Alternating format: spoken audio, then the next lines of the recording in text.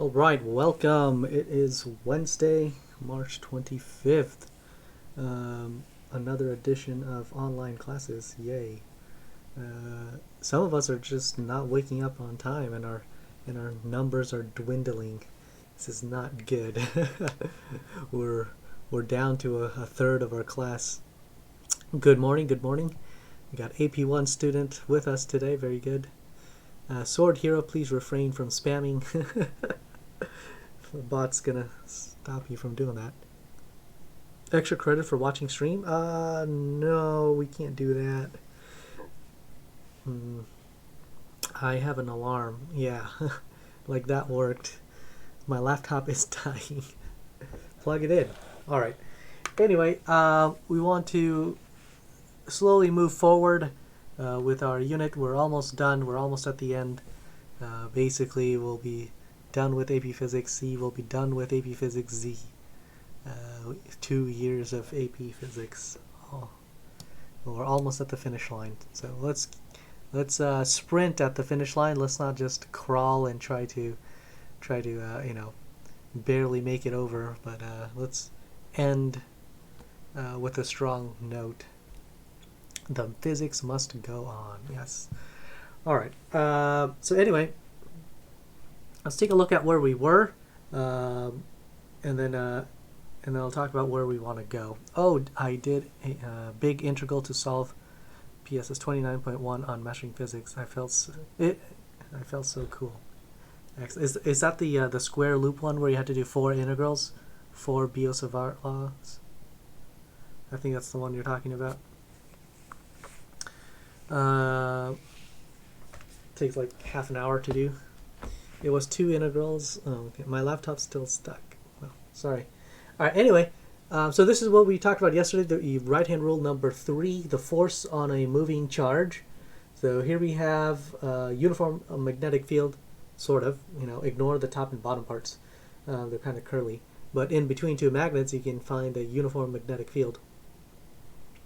And so you can see how the uniform magnetic field goes from the north side to the south side, from north to south on the outside of the magnet, therefore it's pointing to the right.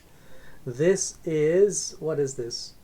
The force on a moving charge is related, blah, blah, blah. What does it say? Q is plus, so this is a positive charge. A positive charge is going into the board. This is shown in 3 dimensions, so in 3D. Thumb goes into the board, fingers to the right. You can see how the palm is downward, so the force is down. And then if I reverse it, here's an electron or negative charge going in within the same field.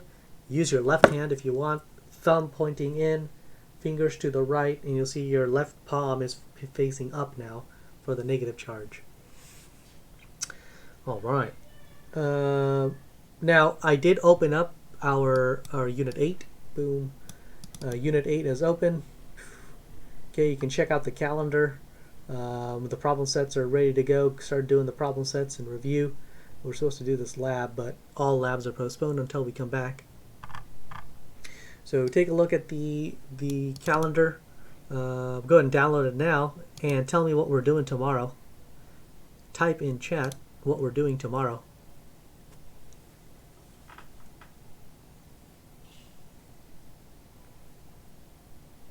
Haha.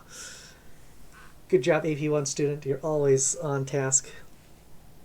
I'm piloting the quiz feature on Canvas with our honors kids today, so I think it'll work out. So we're gonna expand that out to you guys.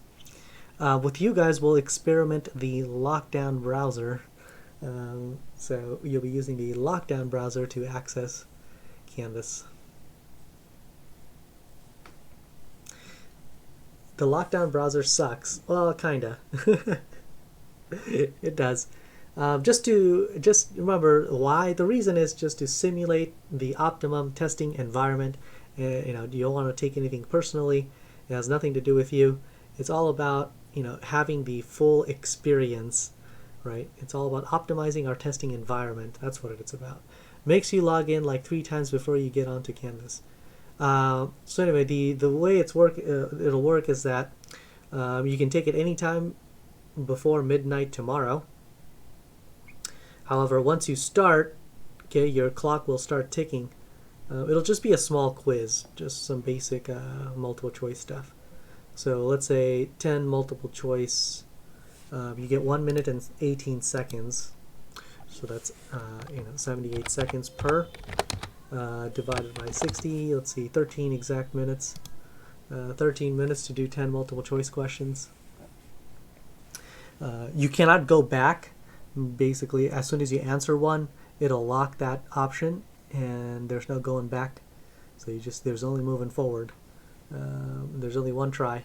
So, what do you mean what? Yeah, there's no going back. It'll be all randomized and stuff. It's for various reasons why I'm locking the question after you answer it. Is it more conceptual or like solving stuff? Like brain or no brain quiz? This is magnetism. This is as much brain as you can muster type of quiz. So what about all the test-taking strategies you taught us? Well, they are postponed until we come back to school.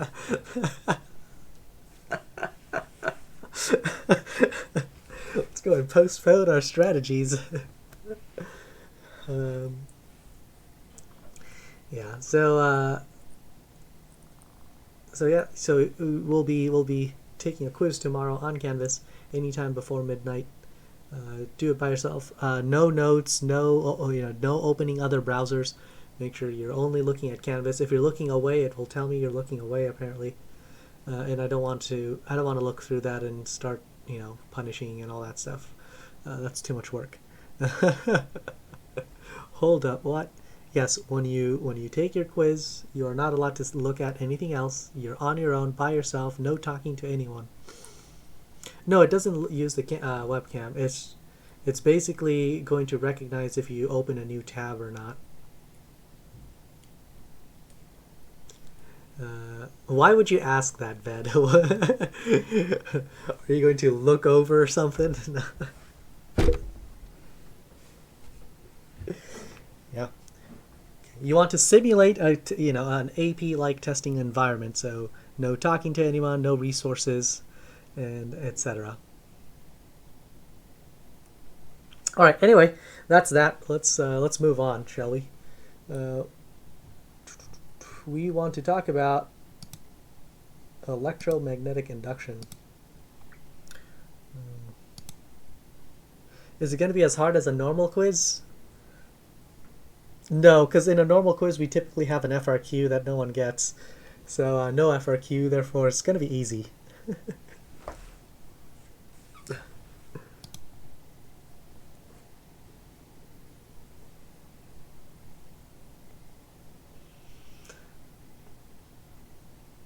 It's just all MC.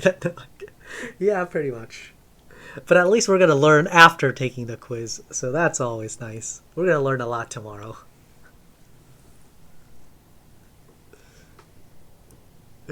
All right. Michael Faraday. It's actually one of my favorite physicists. As you might have seen, or if you haven't watched it, there's a cool, what is it? The Neil deGrasse Tyson Cosmos episode called Electric Boy. I usually show it in honors physics. If you want to watch Cosmos, consider taking honors physics next year. So there's a episode called Electric Boy that talks about Michael Faraday's life a little bit. This dude was like a elementary school dropout. So he didn't really have a formal education, but he got a job as an assistant to Sir Humphrey Davies, and then he kind of learned on the fly while being an assistant. Where just gonna put it out there, I have 1.2k channel points. How do you get channel points? Just by watching? I'm literally gonna fail if it's all MC. So did Fahrenheit? No, not Fahrenheit. What? Oh, so did Fahrenheit. I see. Was an apprentice. Oh, by spamming comments? No, that shouldn't be it. We should have like drawings or something. But anyway, so we know that if you have a current carrying wire, around that wire you get a magnetic field that curls around. That was right hand rule number 1. So Faraday tried to do the reverse, in that he wanted to use magnetism to kind of produce the current itself, to get charges to flow through the wires. And so in this setup we have two things. Okay, on the left side we have our battery, and we have this nice switch, and then the wire is looped around an iron coil. Oh, sorry, an iron ring. It's looped around, coiled around an iron ring, and then goes back into the battery. Okay. Then on the other side, without any connection to the first circuit, on the other side we have simple wire that is looped around the iron coil, and then it goes into a galvanometer, which is an archaic ammeter, basically. Oh, I'm getting nasally.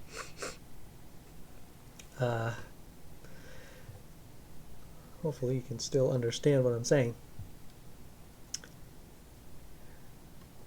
Wow. I see how it is. All right, anyway.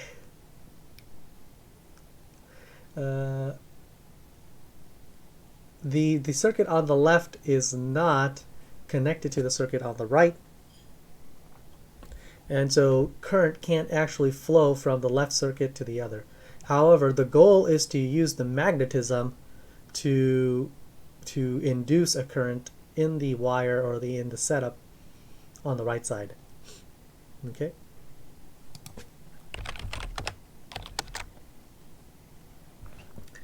All right, so Faraday thought that, well, we know that current carrying wires will produce a magnetism. So with this circuit on the left, the goal is to send the current through via battery.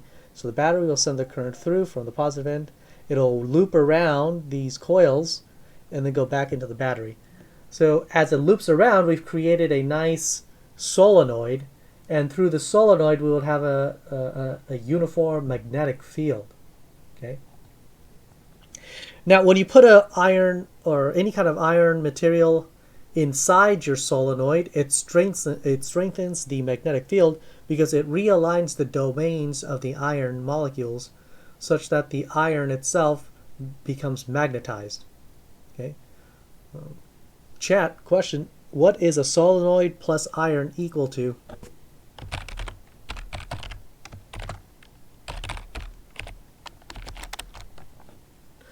It is an electromagnet. Good. So basically we have an electromagnet here. Let's go and try to use our right-hand rule first. Right-hand rule. Notice how the current comes out of the battery from the positive end. Okay. So as it loops around the solenoid, does the magnetic field go clockwise or counterclockwise around the ring? Let's do a quick poll. So take a look at the wire as it's looped around. You want to use your right-hand rule number 1 to figure this out. What's the direction of the magnetic field?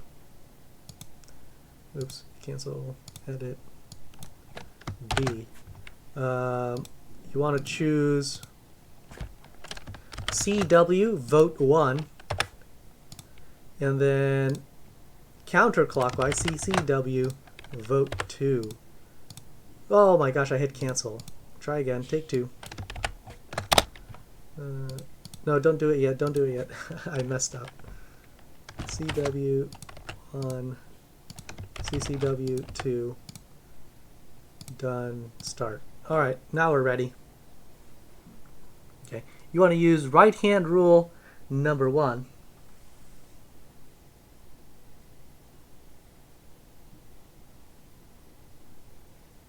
You need to position around any of the curls, position your thumb in the direction of the current, and then look at the curl of your fingers on the inside of the solenoid, which is basically on the inside of the iron ring. Wait, there shouldn't be any random ads during, unless you like refresh or something.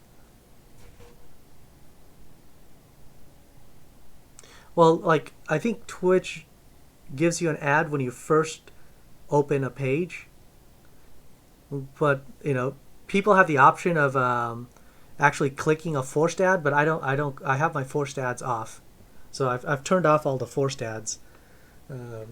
But the first one that you get at the start, like if you open up any of the streams, you'll see that sometimes you'll get an ad at the start. That one I can't. I never get an ad because I have ad. Yeah, just get ad block, I guess. Whoa, 100 close poll. Boom. Unless we just. You can no longer vote on this poll. Yay! Complete. Boom. 100%. 100 hype. Mr. Z is ashamed. Ashamed of what?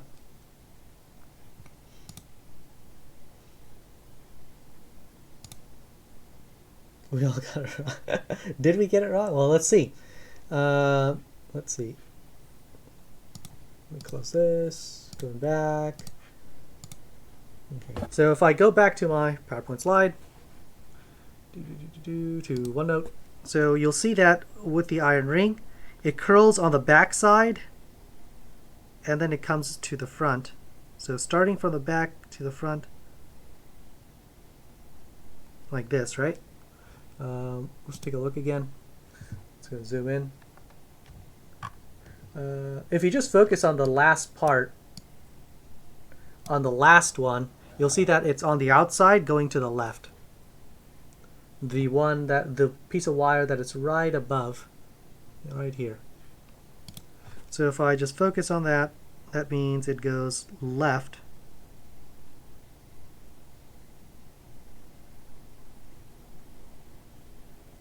Oops. Oh my gosh. Okay, there we go.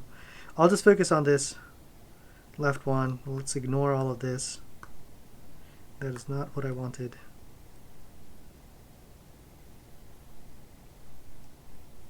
I am having technical difficulties drawing. Let's try one more time. Here's our loop. Here's our iron ring. The loop goes behind. I should use a different color.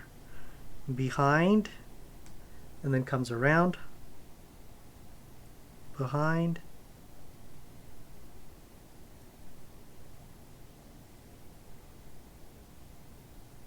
And then goes out.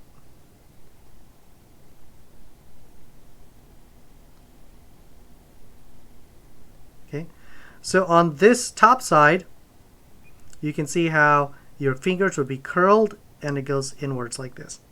So counterclockwise is the correct answer.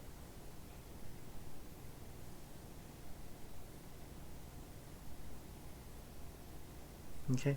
All right. So what is Faraday thinking here? Well, this induced magnetic field, so based on applying this voltage here, we're going to push the current from the battery, go around the solenoid here, which will realign the magnetic domains inside this iron ring. This will force the magnetism to continue onwards onto the right side. So even though charges can't flow from the left side to the right side, the magnetism should be flowing because it is inside of this iron ring. And so on the right side, you should get a magnetic field. And this magnetic field, if the reverse were to be true, if magnetism could produce electricity, that push of current will be read by this galvanometer, and it will, turn the dial one way or the other. Okay, so we're using electromagnetic induction in that the induced current, we already know that current produces magnetism, so that part, this left side is still, what we, the left side is what we talked about last week, or starting with last week, where we induce a magnetic field. But this is the new stuff. On the right side, we want to use the magnetic field produced by the induced current to produce our own induced current on the right side. All right, so that's what Faraday was thinking, and at the end of the day, it didn't work. It failed. All right, moving on. So this doesn't work. Physics doesn't work. So he failed, and what you need to realize is that most of the time, experiments fail.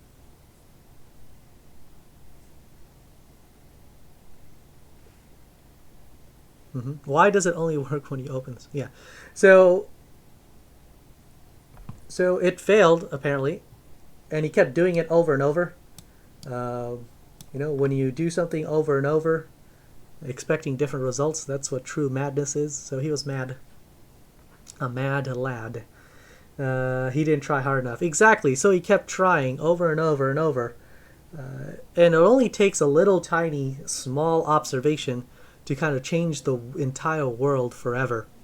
And it was this observation where he noticed that when it's on, it doesn't work. When it's off, it doesn't work. But the moment he turns it on or turns it off, the moment he actually changes the system from the on position to off position, or from the off position to the on position, there's a little flicker in the galvanometer. Basically, when you change something, there seems to be current being produced at the other end. And it was this small observation that changed everything forever. This is how we have our generators work, how we have electricity, why we can just go home and turn on the lights. You can thank Michael Faraday for that. Something has to change in order for this to work. All right. So what are the changes? Well, next up. Okay. So we can just directly take a magnet now. Instead of trying to use an induced field, we'll go ahead and use a regular stationary magnetic field around a magnetic a bar magnet or something. And take a look at what is happening in our first three pictures. Okay. In the first picture, magnet moves up towards the coil. When the magnet goes up, we have an increasing amount of magnetism, or called magnetic flux, going through our loop. That produces current. Excuse me. Doing it backwards produces current in the opposite direction. And if there's no change, then nothing happens.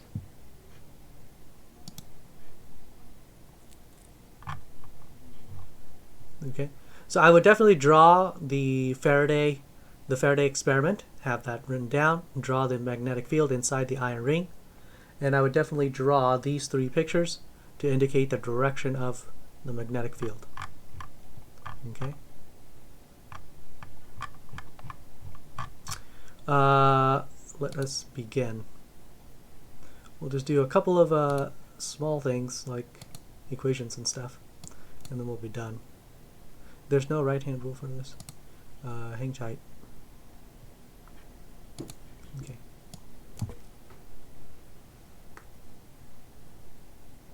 So draw the Faraday experiments. Have those down.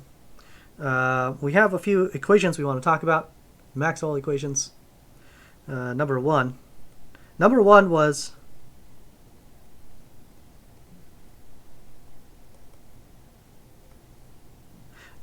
the one that we learned in electrostatics. 1K? What is 1K? I don't know. Number one was electrostatics. That's Gauss's law.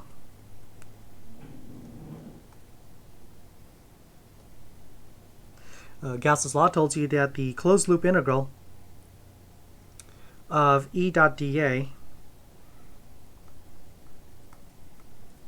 the electric field going through some sort of area as a vector.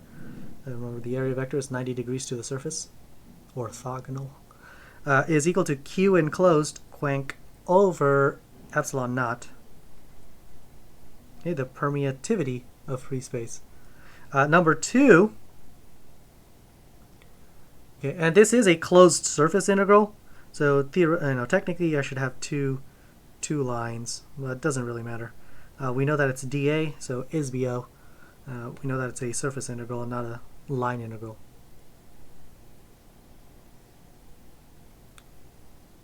One is 2. What?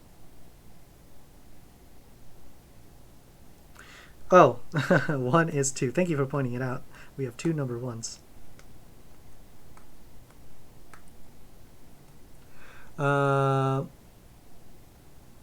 Number 2, we can actually apply Gauss's law for magnetism. The closed loop integral of B dot dA, what does this mean? Okay, this means that we're going to encapsulate all of the magnetic fields inside a thin little shell of surface area A. So let's see if we can figure out what this should equal. Imagine having a magnet. Okay, here's a magnet, here's North Pole, South Pole. We know that on the inside it goes from south to north, but on the outside it goes north to south. So some of it will curl this way, go all the way back in to the other side. Some of it will curl this way, go all the way back in to the other side. Okay. Now we're going to use a Gaussian surface to encapsulate the entire magnetic field. So let's go ahead and do that.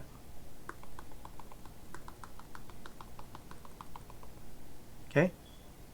If I encapsulate this, okay, some of it is coming in on this side, but at the same time, an equal amount.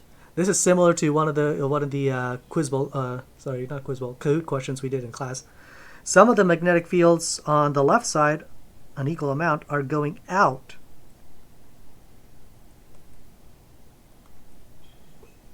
Okay.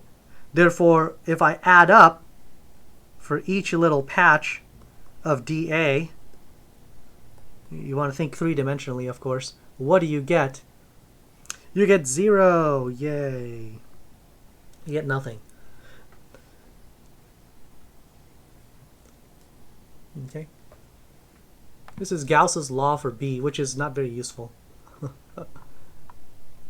Number three is Ampere's law.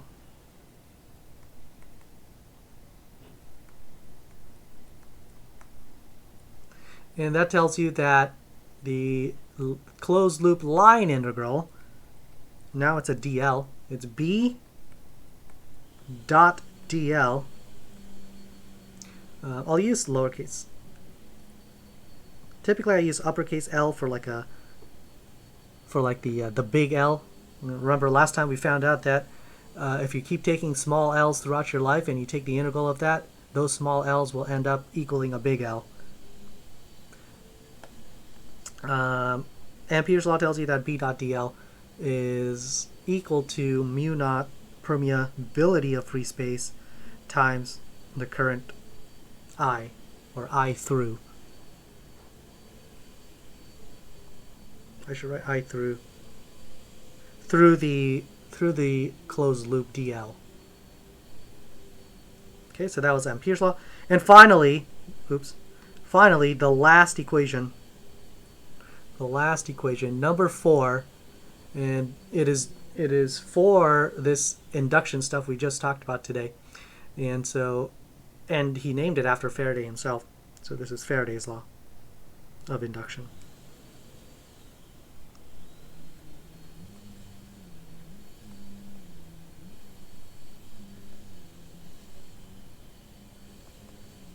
Or it was named after Faraday, I should say. It was named after Faraday. Is number 2 0 because everything is closed loop? Yes. Because it's a closed loop, whatever goes into the surface is equal to whatever comes out of the surface, so the total is 0.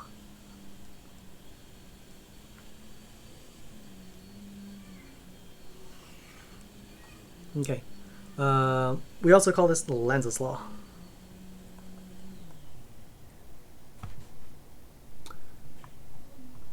The magnetic field of the induced current, I'll just use I'll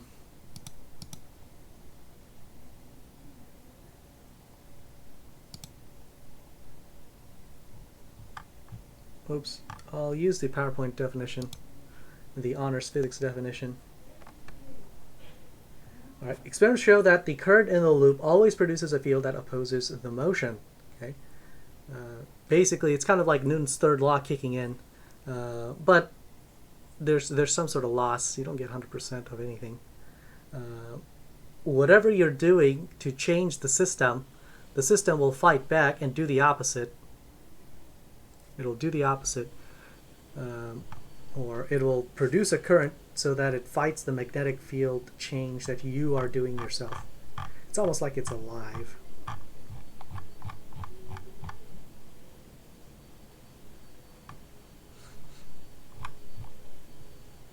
Okay. And using Lenz's law, we can figure out what is the direction. The magnetic field of the induced current, so this is the current that you're producing by changing the magnetic field. The direction of that current is in a direction to produce a field of its own that opposes the change causing it. Holy moly, that's a mouthful.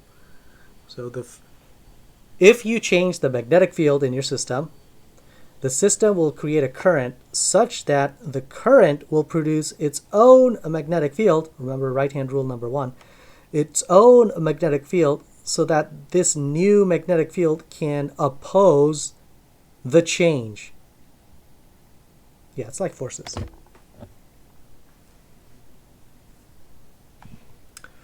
All right. So let's go ahead and begin looking at an example. Let's say we have a magnetic field, a uniform magnetic field. So X, X, X. It's all going into the board. Oops.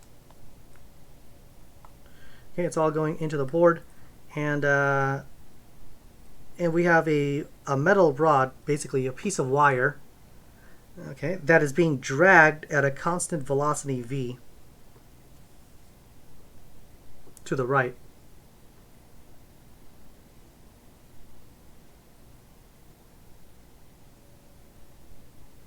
Okay, so what does that mean? Well, imagine some positive charges, or negative charges, do the reverse, but anyway, we always imagine current with positive charges, right?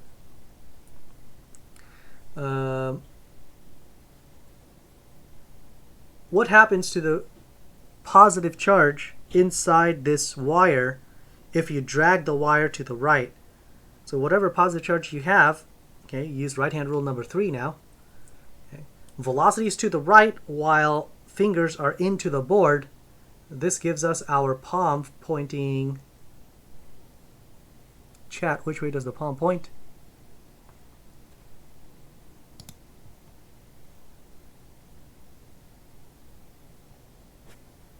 Goes up the rod, yes. So that means there's a force here, F, that way.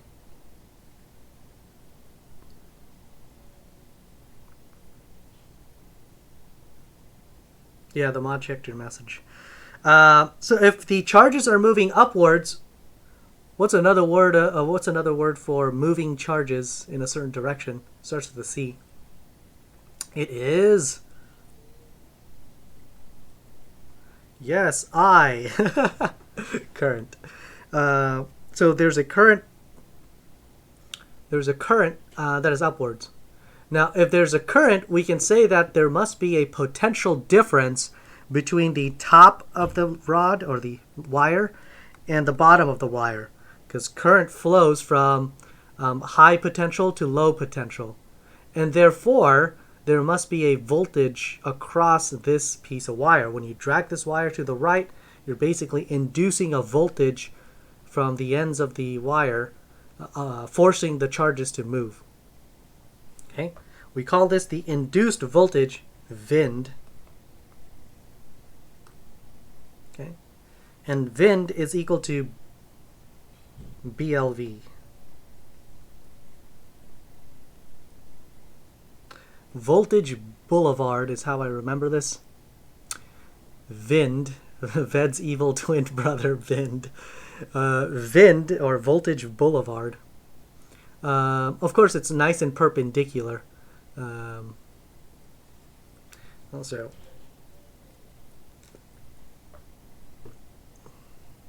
so it's only BLV if it's nice and perpendicular. Okay.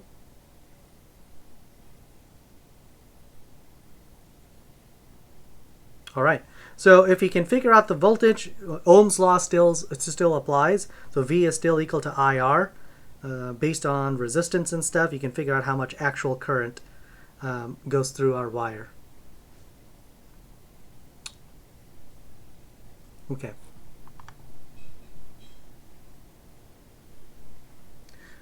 All right. So what are ways to change, or what are ways to cause electromagnetic induction? Instead of just dragging wires because it's unreliable, make a nice ring out of it or a loop, and you can drag the loop across a magnetic field. This will have a similar effect based on the flux or the amount of magnetic field that actually goes through our surface. Okay, so ways to change wind. No, I shouldn't say wind. Ways to, what am I writing? Ways to change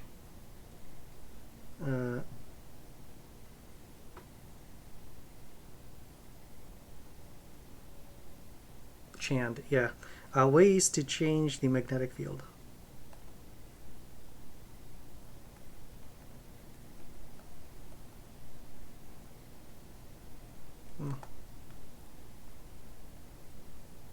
Okay. Of course, you can move this loop in and out of the field.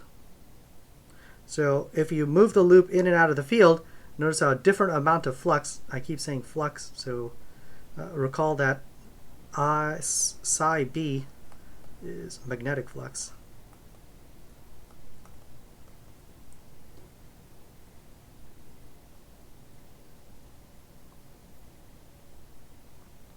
And it's the amount of magnetic field that goes through our loop. So what is it equal to? Well, it's the field times the area. Okay. The units are Webers.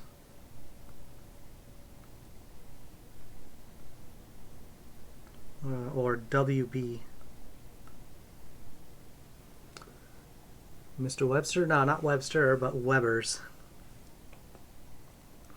Okay, so one way to change it is to take this loop inside or outside of the field. This changes how much flux goes through our loop. So this is a change in the system. Making loop in and out of field.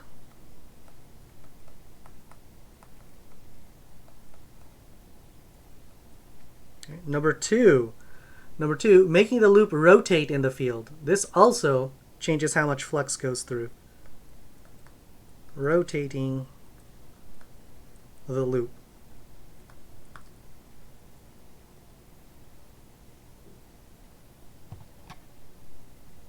Rotating. Now, you have to make sure you rotate it in such a way that the amount of flux going through will change.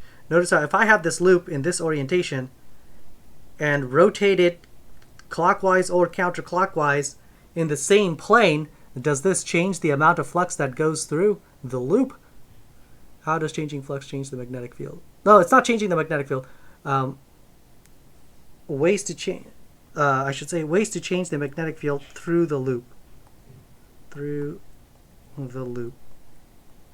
Yeah, that was kind of misleading. The magnetic field is the magnetic field. Thank you for pointing that out. Yeah. The flux. If you rotate the loop in the same plane, then it doesn't actually change anything. However, if you rotate it, let's say in the x-axis or y-axis, so around this way, then it does change the amount. Notice how if the loop itself is parallel, or if the dA vector is 90 degrees if A is 90 degrees to B, then the flux will be 0. Meaning, if I had my field still going into the board, but I've rotated my loop so that it points outwards in the z-axis, notice how, oh, this is hard to draw, isn't it?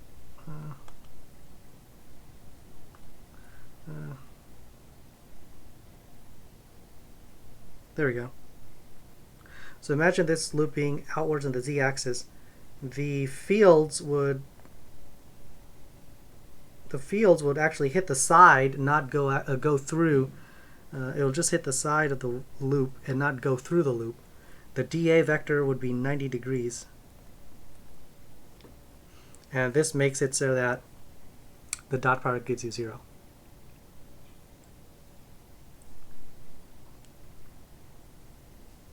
Okay, so rotating can help. What other ways can we do this? Well, you can always change the magnitude. Change magnitude of B. So if your field is decreasing in strength, then that causes a change in the system, which will induce the voltage. If your field is increasing in strength, that changes the system, it will induce a voltage, etc. Okay. Is there any other way? Can you think of the fourth way? There's one more, at least.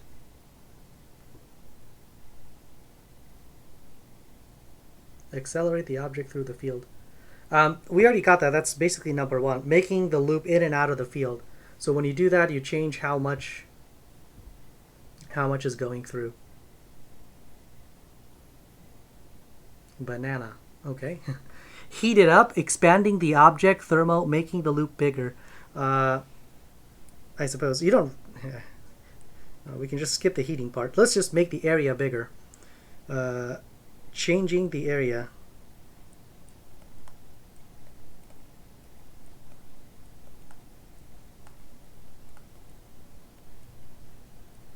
If you change the area, of course, you have different amounts of flux going through. And yeah, you can just make it smaller. Just squish the loop so the area is smaller. Now you have less flux. So any of these changes will cause the voltage to be induced. So after you make these observations, basically when you're trying to build new physics, you would try different experiments, look at what things change, what variables actually matter, look at what variables don't matter. After you figure that out, the next step into producing an equation or formulating something is to make relationships. So a change in flux results in a potential V. Yeah. So apparently changing the flux makes a voltage difference across, or essentially makes the charges inside of your wire move, which is the same thing as saying there's a voltage. And after you deduce all of these things, you create proportions. So you say that the voltage induced, V induced, Vind. You can also use epsilon ind. Some books, I think your book might use this. Epsilon ind is equal to, or sorry, I shouldn't say equal to, is proportional to the change in the magnetic field, dB dt. So if I change the magnitude of it, decrease or increase, we get some sort of voltage induced. Okay. Next up, the induced voltage is also proportional to dA dt. If you change the area as a function of time. So if you can kind of expand and collapse, kind of like the Big Bang and the Big Crunch, you expand the universe, crunch the universe over and over, oscillating forever from birth and rebirth. Something like that. Well, if you try to do that, then you would induce a voltage.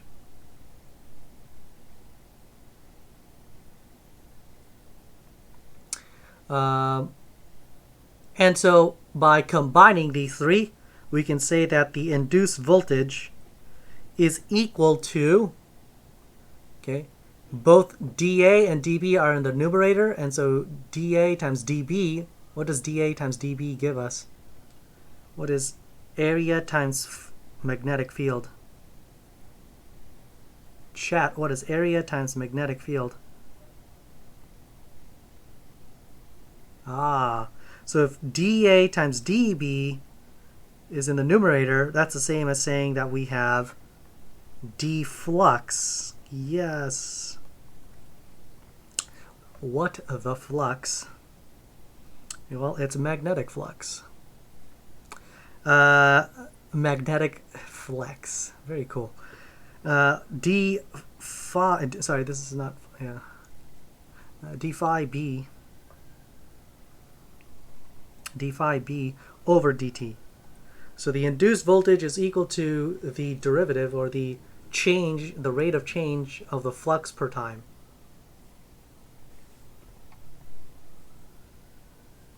Okay. Now, if you have more than one loop, we'll use the same thing, the same system. If you want to amplify the voltage, what do? More loops, more loops. So your total induced voltage would be equal to linearly just multiply by n. So n times the induced voltage of each.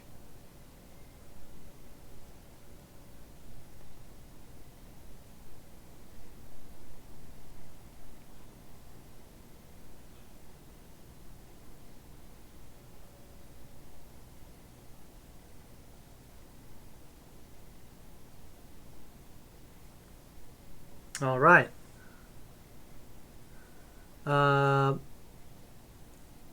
So now let's imagine, let's do one last problem and then we'll be done. So let's say you have a wire that's placed like this. Ignore the curly parts. And then we go back to our metal rod wire.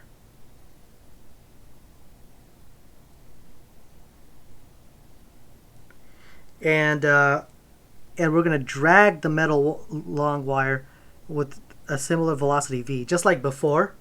Okay, but this time, or not this. We still have a uniform. Oops, sorry.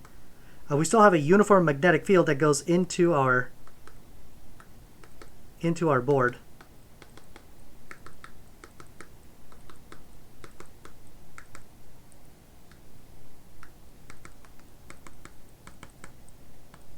Okay.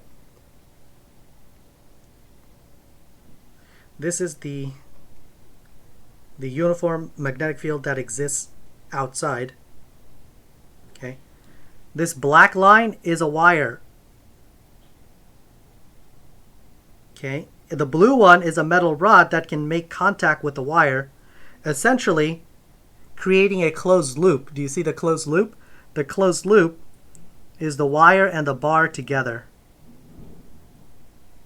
And so by dragging this metal bar, we are changing the size of our area.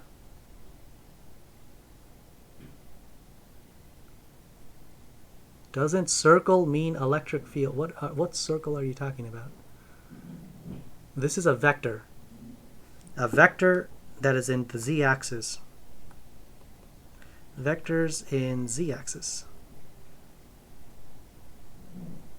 Okay. Dots indicate that the vector is coming out. X indicates that the vector is going into the board. That's all it means.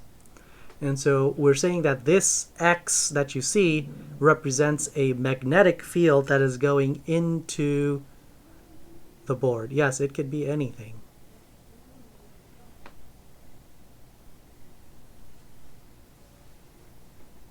All right. So by dragging the metal rod to the right, we are increasing the area. Therefore, we are increasing the amount of flux that is going through the loop, through the area. Okay? All right. So our goal with this example 2, is to use Lenz's law to figure out the direction of current in the bar. Find direction of I in the metal bar, the blue thing.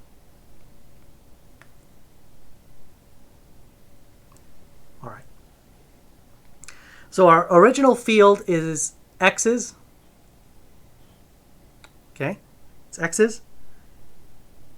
And one way to do this is to see what the change is. The change is that by moving it to the right, we are getting more and more X's going through our loop instead of having just two things going into our area, we're getting more x's. Okay, we're getting an increase in amount of magnetic field lines that go through the area. So Lenz's law tells you that the wire now will produce a current, will induce a current in such a way that the current will produce a magnetic field that fights the change. The change is an increase in x's.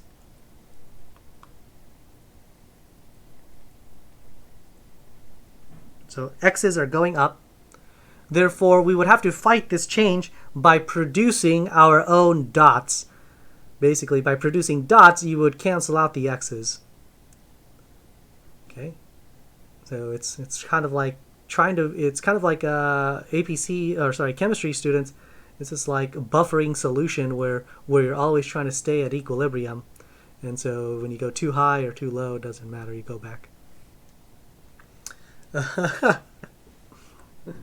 Oh Lord, no. All right, so I want dots. Let me get rid of these x's. I want dots now. Oops. I want dots to come out of our window here.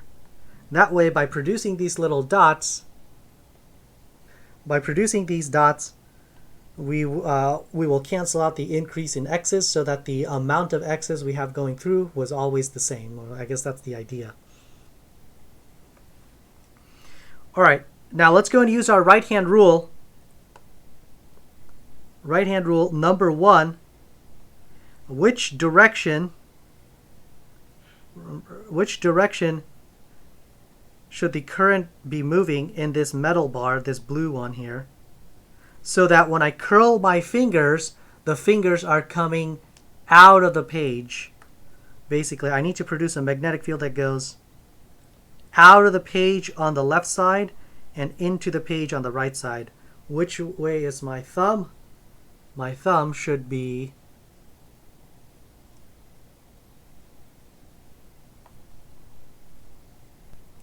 upwards.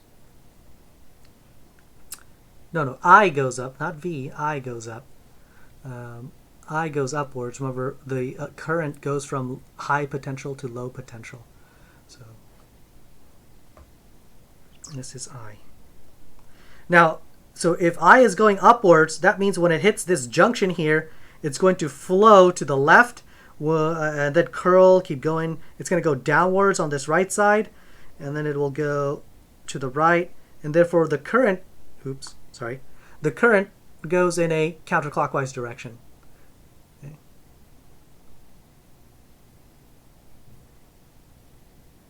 Okay. Notice how you can still use your right-hand rule number 1 along any portion of our circuit. Whether you grab the wire at the top, if you stick your thumb to the left, when you grab the wire, you'll see that the curl of your fingers, okay, point outwards on the inside of the loop. All right, let's do some quick math here. Some quick math. Let's say this thing is h long, and this thing is L wide. Okay.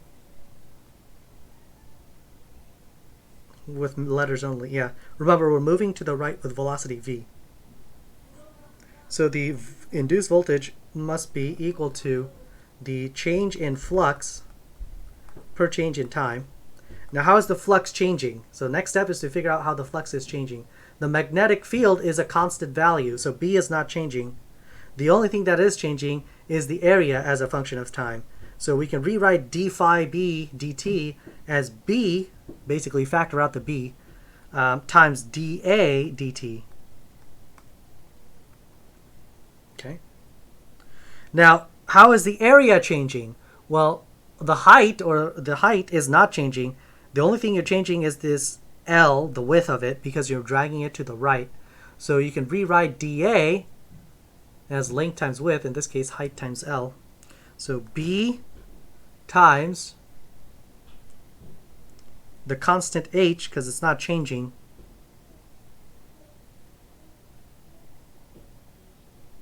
I should have used L, but too late, times dl dt.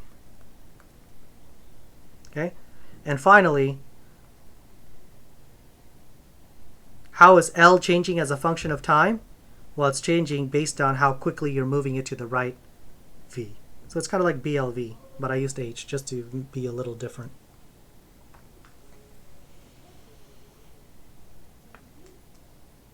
All right, that is all for today.